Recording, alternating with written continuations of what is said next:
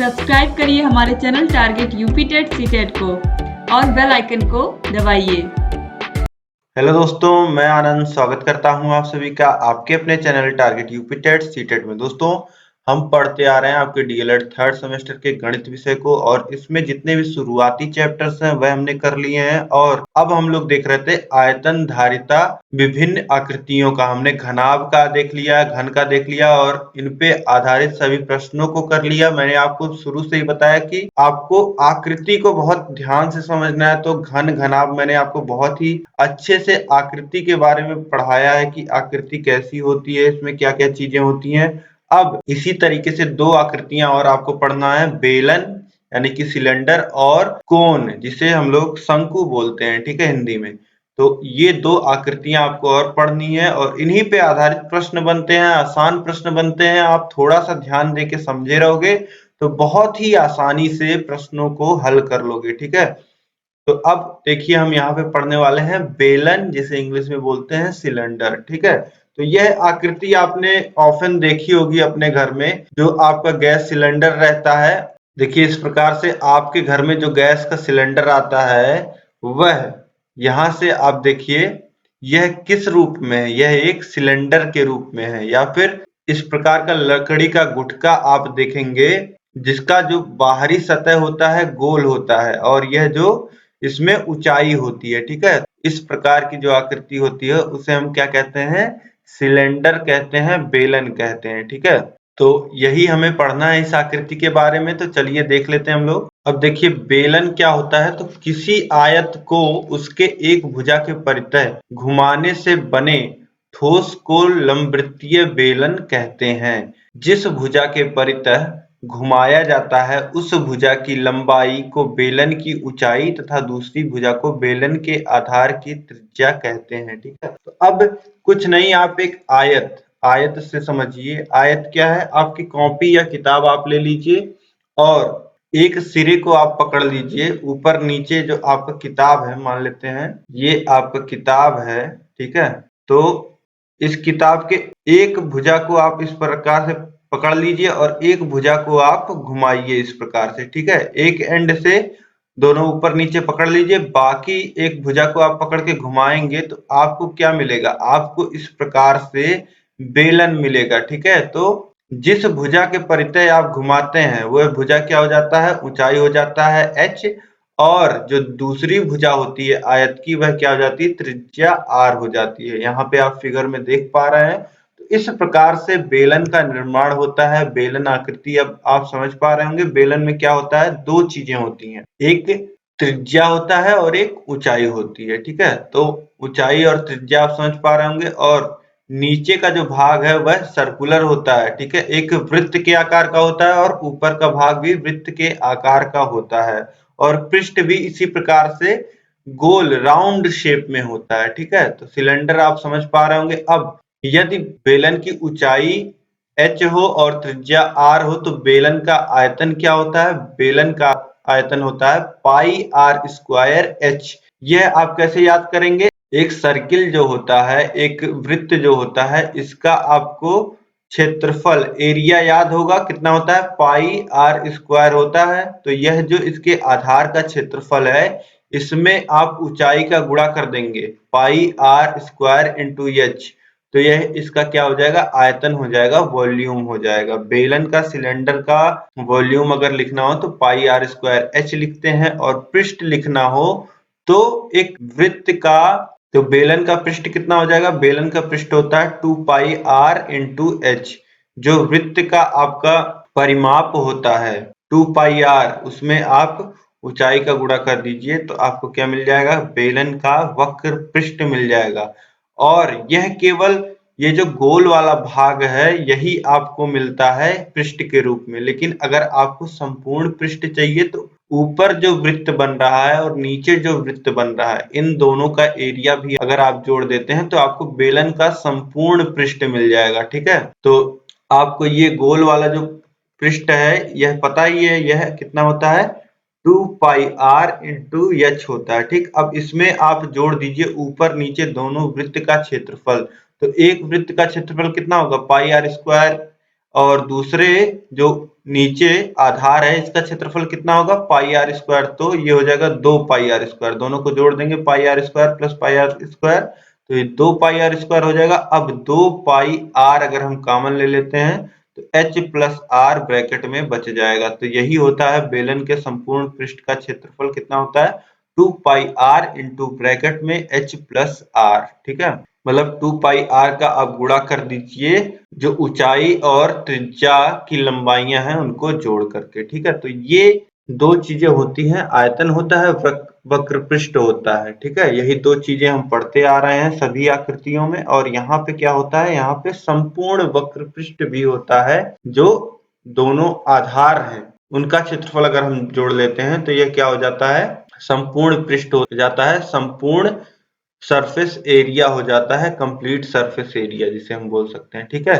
अब देखिए हम क्वेश्चंस देखते हैं इस पे आधारित, बेलन पे आधारित। तो देखिए यहाँ पहला प्रश्न है, एक लंब वृत्तीय बेलन के आधार का क्षेत्रफल 100 वर्ग सेंटीमीटर है।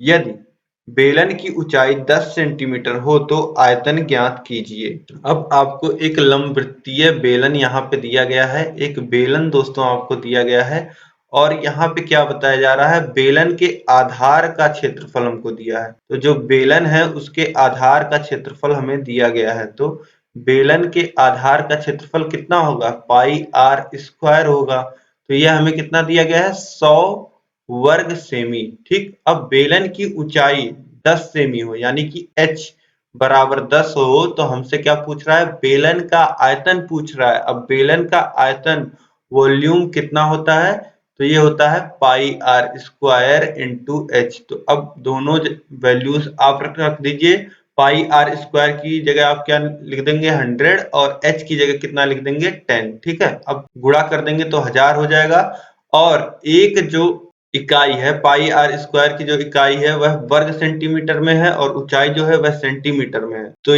पूरी जो यूनिट हो जाएगी वॉल्यूम की वह कितना हो जाएगा घन सेमी में हो जाएगा या सेंटीमीटर क्यूब हो जाएगा। तो इस प्रकार से 1000 घन सेंटीमीटर आपको बेलन का आयतन मिल जाएगा। ठीक है, तो इस प्रकार से बहुत ही आसानी से, अगर यहाँ पे मैंने आपको बताया था जैसे कि आधार का जो क्षेत्रफल होता है वह पाई आर स्क्वायर होता है, तो ऐसे आप अगर कॉन्सेप्ट को पहले समझे रहेंगे तो देखिए क्वेश्चन वैसे अगर आप पढ़ेंगे तो आपको टफ लगेगा, लेकिन अगर आपने कॉन्सेप्ट समझा है तो आपको बहुत आसान लगेगा प्रश्न। ठीक है, तो इस प्रकार से हम, अब यह प्रश्न आपको समझ में आया होगा दोस्तों। अब आगे वाला प्रश्न हम लोग देखते हैं, अगला प्रश्न हम लोग देखते हैं।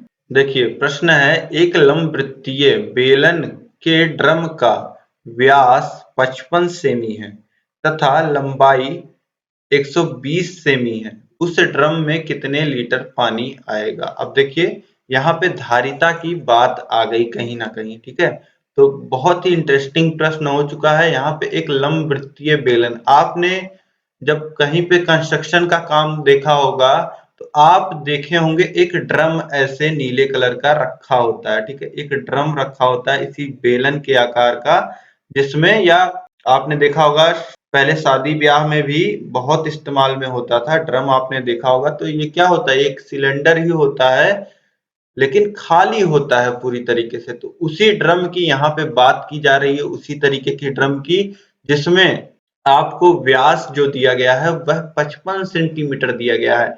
अब वृत्त अगर आपने पढ़ा हो पहले, तो अगर पहले नहीं पढ़ा है तो मैं आगे आपको पढ़ाने भी वाला हूं। तो वृत्त में क्या होता है, इस प्रकार से हमारा वृत्त बना होता है, वृत्त की त्रिज्या होती है आर होती है। ठीक, अब इसी त्रिज्या को अगर हम लोग बढ़ा दें आर और बढ़ा दें, मतलब जो पूरा व्यास होता है, व्यास इसी को बोलते हैं जो सबसे बड़ी जीवा होती है, 2r इसकी लंबाई हो जाती, आर इधर आर इधर, तो 2r इसकी लंबाई हो जाती है, इसी को हम लोग व्यास बोलते हैं। तो 55 सेंटीमीटर हमें दिया गया है, मतलब ड्रम को अगर आप यहां से यहां तक नापें तो यह कितना है 55 सेंटीमीटर का है। ठीक है, ड्रम का व्यास अगर नापते हैं आप तो 2r बराबर 55 सेंटीमीटर यहाँ पे हमें दिया गया है, और लंबाई यानी कि इस ड्रम की ऊंचाई कह लें या लंबाई कह लें, यह कितनी है, यह 120 सेंटीमीटर हमको दिया गया है। ठीक है, इस ड्रम की जो लंबाई है वह 120 सेंटीमीटर दिया गया है, यानी कि हाइट आप इसको रख लीजिए तो यह कितना हो जाएगा 120 सेंटीमीटर। ठीक, अब पूछ रहा है कि ड्रम में कितना लीटर पानी आएगा। अब ड्रम में जो पानी आएगा दोस्तों वह किसके ड्रम के आयतन के बराबर होगा। क्यों?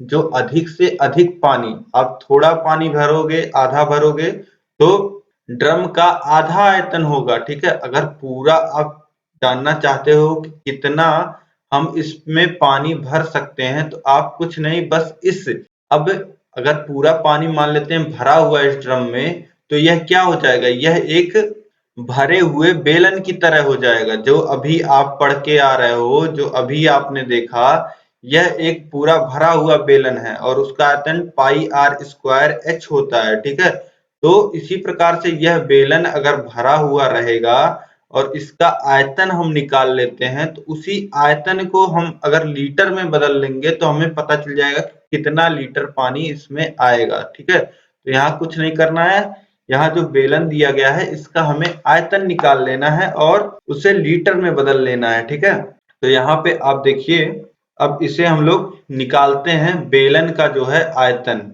यहाँ पे हम लोग सबसे पहले क्या निकाल लेते हैं, बेलन का आयतन कितना होता है, पाई आर स्क्वायर इंटू एच होता है। पाई की वैल्यू 22/7 रख दीजिए और आर की वैल्यू यहाँ से हो जाएगी 55/2। ठीक, तो ये हो जाएगा 55/2 गुणे 55/2 गुणे ऊंचाई कितनी है, 120 सेंटीमीटर है। ठीक है, तो अब यहाँ पे काट दीजिए, 2 से 12 को काटेंगे तो 6 आएगा, फिर 2 से 6 को काटेंगे 3 आएगा। ठीक, अब देखिए यहाँ पे, देखिए ऊपर यहाँ पे 3 जो कटा है, यहाँ पे 30 बचा हुआ है। ठीक है, तो इस 3 का गुणा, 30 का गुणा अगर हम लोग 22 में करते हैं तो ये हो जाएगा 66 और 0 लग जाएगा, 660 गुणे 55 और गुणे 55। ठीक, और पूरे के बटे में है 7। अब यहाँ ऊपर आप पूरे का गुणा कर लेंगे तो यह वैल्यू जो आ जाएगी वह आ जाएगी 2,85,214।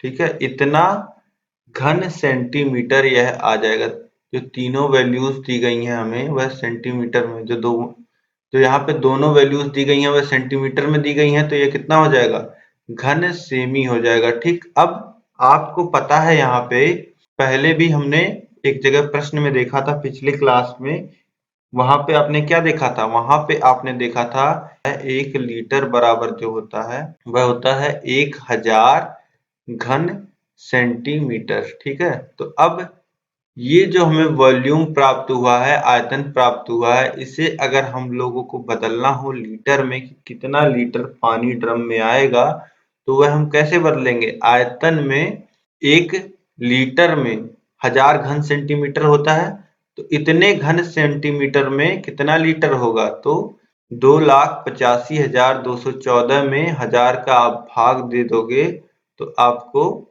मिल जाएगा कितना लीटर आएगा। ठीक है, तो 3 स्थान पे यहाँ पे दशमलव लगा दीजिए तो 285.214 लीटर, यही हमारा उत्तर हो जाएगा। ठीक है, तो 285.2 लीटर के करीब पानी आएगा इस ड्रम में। ठीक है, तो अब अगला प्रश्न हम लोग देखते हैं। अब दोस्तों यहाँ पे आपने देख लिया किस प्रकार से हल किया गया है। यहाँ पे आपको ड्रम का व्यास दिया गया था, लंबाई दी गई थी और हमने ड्रम का आयतन निकाल लिया और उस आयतन को हमने लीटर में बदल लिया। इससे हमें क्या पता लग गया, इससे हमें पता लग गया कि ड्रम में कितना पानी आएगा। ठीक, अब इसके बाद अगला प्रश्न हम लोग देखते हैं।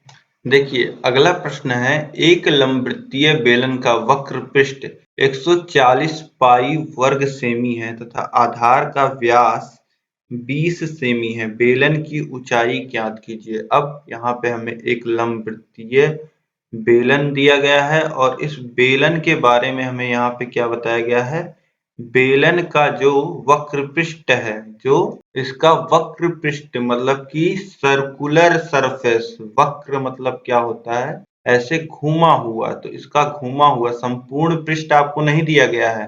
वक्र पृष्ठ क्या होता है, जो बेलन के वक्र पृष्ठ का फॉर्मूला होता है वह क्या होता है, मैंने आपको बताया 2 पाई आर जो सर्कल का पेरीमीटर होता है। ठीक है, 2 पाई आर इंटू एच, यही होता है वक्र पृष्ठ, जिसकी वैल्यू हमको कितना दिया गया है, 140 पाई दिया गया है। तो वक्र पृष्ठ की जगह आप रख सकते हैं 140 पाई, और हमें क्या दिया गया है, व्यास दिया गया है, यानी कि 2r की वैल्यू दी गई है 20 सेंटीमीटर। तो r की वैल्यू कितनी हो जाएगी, 10 सेंटीमीटर हो जाएगी। ठीक है, r की वैल्यू जो हो जाएगी वह 10 सेंटीमीटर हो जाएगी। अब यहाँ आप r की वैल्यू रख दीजिए, 140 पाई बराबर हो जाएगा 2 पाई इंटू r की वैल्यू कितनी है, 10 है, और इंटू h। ठीक, ऊंचाई हमसे पूछ रहा है तो h यहाँ से हम बहुत ही आसानी से निकाल सकते हैं। देखिए 140 पाई बटे में हो जाएगा 2 इंटू पाई इंटू 10, 0 से 0 कट जाएगा, पाई से पाई कट जाएगा, 2 से 14 कटेगा 7।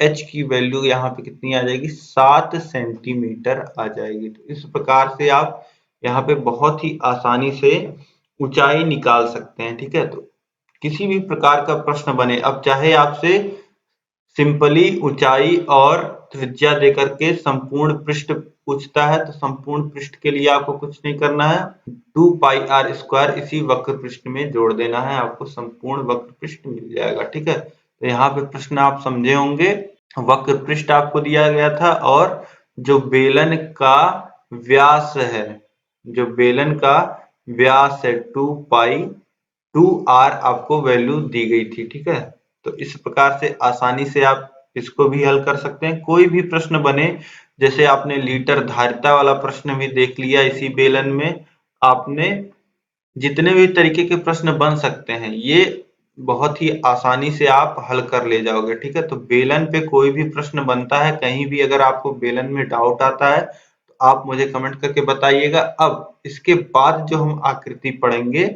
वह हम लोग पढ़ेंगे शंकु। तो चलिए देखते हैं हम लोग शंकु। अब देखिए इसके आगे हमें पढ़ना है लंबवृत्तीय शंकु, कोण। तो कोण क्या होता है, कोण दोस्तों आपने देखा होगा जोकर की जो टोपी होती है बर्थडेज में जो हम यूज करते हैं, यहाँ पे आप देखिए। अब तो इस प्रकार से देखिए कोण आपने इस प्रकार से रोड पे रखे हुए आपने देखे होंगे कोण। ठीक है, इस प्रकार से होता है। और अगर आप रियल लाइफ में देखो तो जो कोण होते हैं, एक तो इस प्रकार से जो बर्थडे वाली टोपियां होती हैं, कागज की बनी होती हैं, रबड़ लगा होता है इस प्रकार से, या फिर जो आइसक्रीम का जो हिस्सा होता है, आइसक्रीम जो होती है यह भी कोन शेप में होती है। ठीक है, तो कोन आपको स्ट्रक्चर आपको अब समझ में आ रहा होगा, इस प्रकार से जो होता है वह कोन बना होता है। और इसका निर्माण कैसे होता है, देखिए कोन की परिभाषा क्या होती है यह हम लोग देख लेते हैं। समकोण त्रिभुज को यदि समकोण बनाने वाली उसकी एक भुजा के परितः घुमाया जाए तो उसके द्वारा निर्मित ठोस को लंबवृत्तीय शंकु कहते हैं। अब यहाँ पे आप मान लेते हैं जो एक पेज है आपके पास, इस प्रकार से आपके पास एक पेज है, तो उस पेज को आप क्या करिए, यहाँ से आप कट कर लीजिए, इस प्रकार से आप उस पेज को कट कर लीजिए। ठीक है, तो आपको ये यहाँ से बीचों बीच से डायगोनल पे आप जब पेज को कट कर लेंगे तो आपके पास क्या बचेगा, इस प्रकार का एक समकोण त्रिभुज बनाती हुई आधा पेज आपको पास बचेगा। ठीक है, जो एक समकोण त्रिभुज होगा। ठीक, अब इस सिरे को और इस सिरे को आप पकड़ लीजिए और इसे एक जगह रखिए। ठीक, और ये जो तीसरा इसका भुजा है इसको आप घुमाइए। ठीक, तो जब आप इसको घुमाएंगे तो इस प्रकार से यह घूम के आएगा। ठीक, इस प्रकार से यह घूम के आएगा और यह एक शंकु बनाएगा। ठीक, तो इस प्रकार से एक शंकु का निर्माण होता है। ठीक, यह एक पूरा भरा हुआ शंकु होगा। ठीक है, और इसका आयतन अगर हम देखें तो इसका आयतन, अब इस शंकु के निर्माण में क्या होता है, यह जो ऊंचाई होती है वह h होती है, और जो दूसरी भुजा जो स्थिर भुजा होती है उसे ऊंचाई h कहते हैं, और जो भुजा घूम रही होती है उसे r त्रिज्या कहते हैं। ठीक है, तो इस प्रकार से इसका निर्माण होता है, और यह जो तिरछी लंबाई होती है इसे हम लोग L बोलते हैं। ठीक है, अब इसमें क्या आयतन किस प्रकार से निकालते हैं, तो इसका जो आयतन होता है वह 1/3 पाई r स्क्वायर इंटू h होता है, यानी कि 1/3 हिस्सा होता है जो बेलन का आयतन होता है वह होता है पाई r स्क्वायर इंटू h, उसका 1/3 1/3 से आप उसी में गुणा कर दीजिए तो आपको शंकु का आयतन मिल जाएगा। ठीक, और अगर आपको वक्र पृष्ठ निकालना है, यह जो घूमा हुआ एरिया है इसका सरफेस एरिया अगर आपको निकालना है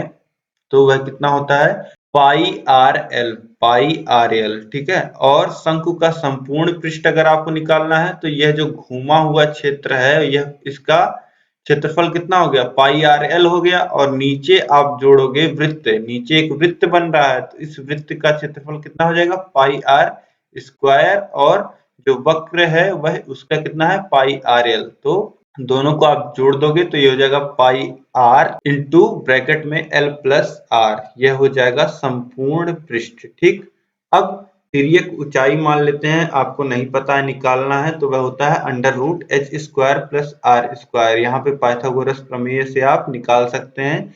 अगर एल की वैल्यू आपको निकालना है तो एल स्क्वायर बराबर हो जाएगा h² प्लस आर स्क्वायर, और एल की वैल्यू कितनी आ जाएगी, √h² plus are square, Pythagoras प्रमेय से। ठीक है, तो इस प्रकार से अब इस पे आधारित प्रश्नों को हम लोग देखते हैं। सारे जो आयतन और वक्र, संपूर्ण वक्र पृष्ठ, ये सारी चीजें आपने देख ली, तिरछी ऊंचाई देख ली। अब इस पे आधारित प्रश्नों को हम देखते हैं। एक शंकु के आधार पर त्रिज्या 3.5 सेंटीमीटर तथा ऊंचाई 12 सेंटीमीटर है, शंकु का आयतन ज्ञात कीजिए। ठीक है, तो यहाँ पे हमें क्या दिया गया है, शंकु के आधार की त्रिज्या दिया गया है, यानी कि आर की वैल्यू 3.5 सेंटीमीटर दी गई है, और जो ऊंचाई है, ऊंचाई h वह कितना दिया गया है, 12 सेंटीमीटर दिया गया है। ठीक, 12 सेंटीमीटर ऊंचाई दिया गया है। अब हमें यहाँ पे क्या पूछ रहा है, हमसे शंकु का आयतन पूछ रहा है। तो शंकु का आयतन मैंने आपको बताया कितना होता है,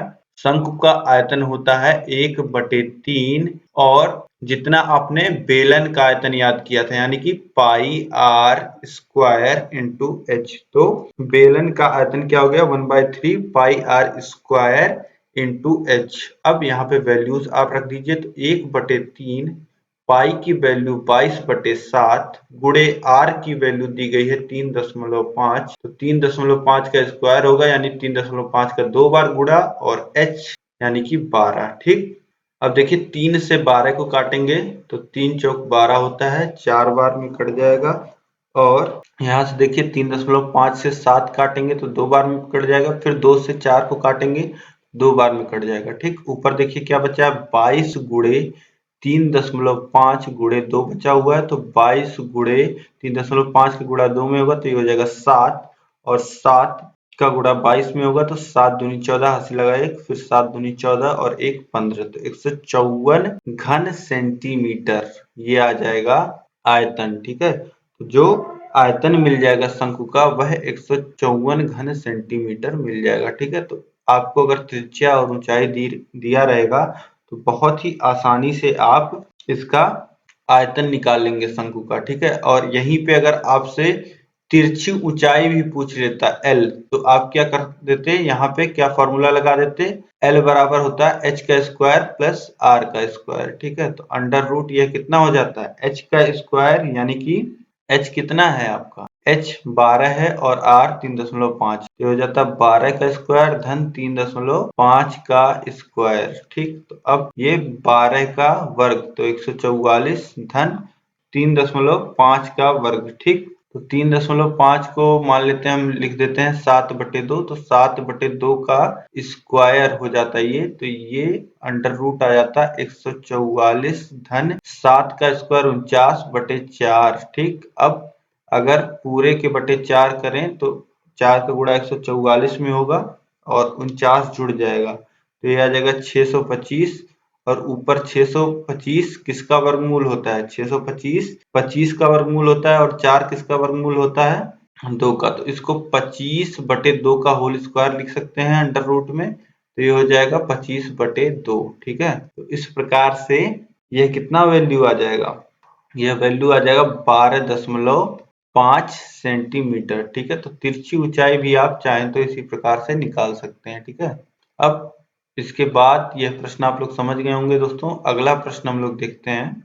देखिए अगला प्रश्न है, एक शंकु की तिरछी ऊंचाई 5 सेमी है, ऊंचाई 3 सेमी है, शंकु के आधार की त्रिज्या ज्ञात कीजिए। अब देखिए वही फॉर्मूला हमारा यहाँ पे भी लगेगा, जो तिरछी ऊंचाई L बराबर होता है under root h square plus r square. ठीक, L की वैल्यू आपको दिया गया है 5 और अंडर रूट h ऊंचाई आपको दिया गया है 3, तो 3 का स्क्वायर प्लस r का स्क्वायर। अब दोनों पक्षों में आप स्क्वायर कर दीजिए, तो यहाँ 5 का स्क्वायर हो जाएगा और इधर अंडर रूट हट जाएगा। ठीक, तो 3 का स्क्वायर प्लस r का स्क्वायर। ठीक, अब आगे देखिए, ये हो जाएगा 25 और ये हो जाएगा 9, फिर प्लस r का स्क्वायर। अब r के स्क्वायर बराबर लिख सकते हैं 25 माइनस 9 और r का स्क्वायर बराबर हो जाएगा 16 और r बराबर लिख सकते हैं, दोनों तरफ रूट लगा देंगे तो ये हो जाएगा r बराबर अंडर रूट 16 या 4। तो r की वैल्यू कितनी आ जाएगी, त्रिज्या आ जाएगी 4 सेंटीमीटर। ठीक, तो इस प्रकार से यह प्रश्न भी आप बहुत ही आसानी से निकाल सकते हैं, यह भी। ठीक है, अब इसके बाद अगला प्रश्न हम लोग देखते हैं। देखिए, अगला प्रश्न है, एक शंकु की ऊंचाई 15 सेंटीमीटर और आधार की त्रिज्या 8 सेमी हो तो शंकु का वक्र पृष्ठ ज्ञात कीजिए। अब यहाँ पे हमें दिया गया है शंकु की ऊंचाई, यानी कि h की वैल्यू कितनी दी गई है, 15 सेंटीमीटर। एक शंकु आप बना भी लीजिए, शंकु समझ रहे हैं तो यहाँ पे शंकु आप देख पा रहे हैं, यह जो शंकु है ऊंचाई h जो दी गई है वह कितना दिया गया है, 15 सेंटीमीटर, और त्रिज्या r कितना दिया गया है, r वह दिया गया है 8 सेंटीमीटर। ठीक है, तो शंकु का वक्र पृष्ठ आपसे पूछ रहा है। ठीक है, शंकु का वक्र पृष्ठ का फॉर्मूला आपने पढ़ा है, वह क्या होता है, पाई r इंटू एल। अब L दोस्तों यहाँ पे आपको तो पता है नहीं, तो L तो पहले हमें निकालना पड़ेगा। तो L अगर आपको निकालना है तो L बराबर क्या होता है, L बराबर होता है अंडर रूट h का स्क्वायर प्लस r का स्क्वायर। ठीक, तो अब इसे सॉल्व कर लीजिए आप, तो अंडर रूट कितना हो जाएगा, 15 का स्क्वायर प्लस r का स्क्वायर यानी 8 का स्क्वायर। अब इसे सॉल्व करेंगे तो 15 का स्क्वायर कितना होता है, 225 होता है, और 8 का स्क्वायर 64 होता है। दोनों को जोड़ेंगे तो ये कितना आ जाएगा, अंडर रूट 289 आ जाएगा, और 289 किसका वर्गमूल होता है, 17 का। तो 17 सेंटीमीटर L की वैल्यू मिल जाएगी। तो फिर यहाँ से हम लोग वक्र पृष्ठ निकाल लेंगे। वक्र पृष्ठ होता है पाई r इंटू एल। तो पाई की वैल्यू आप रख लीजिए, या पाई ऐसे ही छोड़ दीजिए, पाई की वैल्यू मत रखिए। r कितना है, यहाँ पे 8 है, और L की वैल्यू कितनी है, 17। ठीक, 8 का गुणा 17 में कर दीजिए, तो 8 सत्ते 56 के 6 हाथ से लगेगा 5, 8 के नम 8 और 5 13, तो 136 और इंटू पाई। तो ये वक्र पृष्ठ कितना हो गया, 136 पाई। अब ये वक्र पृष्ठ यानी कि क्षेत्रफल यानी कि वर्ग सेंटीमीटर। ठीक, तो ये हो जाएगा 136 पाई वर्ग सेंटीमीटर। ये कितना आ जाएगा, वक्र पृष्ठ आ जाएगा। ठीक, तो वक्र पृष्ठ क्षेत्रफल होता है, इसलिए यूनिट जो है वह वर्ग सेंटीमीटर में होगी, यह आप लोग ध्यान रखिएगा।